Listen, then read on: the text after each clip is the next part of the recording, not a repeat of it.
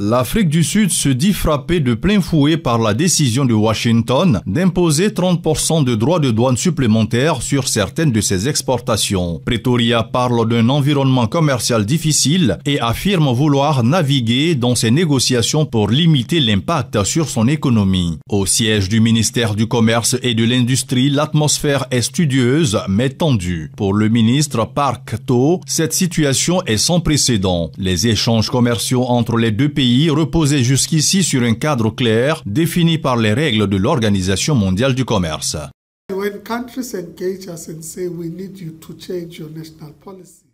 Lorsque des pays nous demandent de modifier leur politique nationale, nous ne devrions pas penser soudainement que cela constitue un plan B et C, car cela signifie qu'avant d'adopter des lois, le Parlement doit consulter un autre pays. Ce n'est pas très durable.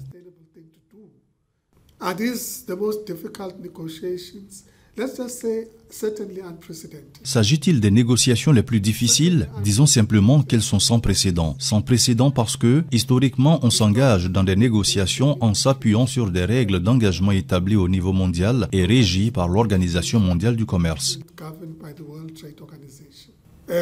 Ce livre a été mis de côté pour l'instant et nous sommes tous confrontés à la réalité de ce à quoi nous avons affaire. Les exportations sud-africaines concernées vont du secteur agroalimentaire à certaines matières premières stratégiques. Les autorités sud-africaines redoutent que cette hausse tarifaire ne fragilise des filières entières déjà confrontées à une conjoncture mondiale instable.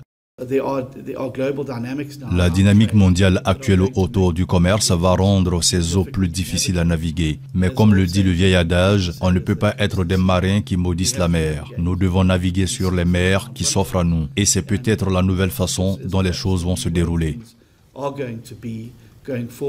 Je dirais que certaines de ces questions n'ont pas été soulevées par l'USTR ou certainement par la Maison-Blanche et qu'elles nous ont quelque peu surpris étant donné que nous avions l'impression d'être dans une négociation commerciale et tarifaire. Il est évident que nous continuerons à dialoguer avec la Maison-Blanche. Mais il y a d'autres questions qui ne relèvent pas de la compétence du ministre Tho et de la mienne et qui appartiennent résolument à l'espace du département des relations internationales et de la coopération.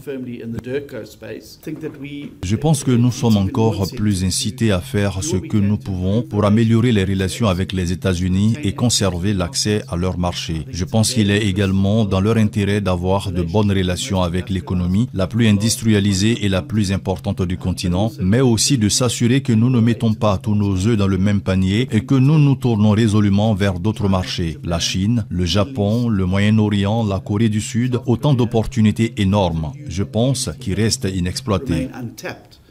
En coulisses, Pretoria cherche des alliés. Les discussions avec d'autres partenaires commerciaux se multiplient, tandis qu'au sein du gouvernement, certains plaident pour une diversification rapide des débouchés afin de réduire la dépendance au marché américain.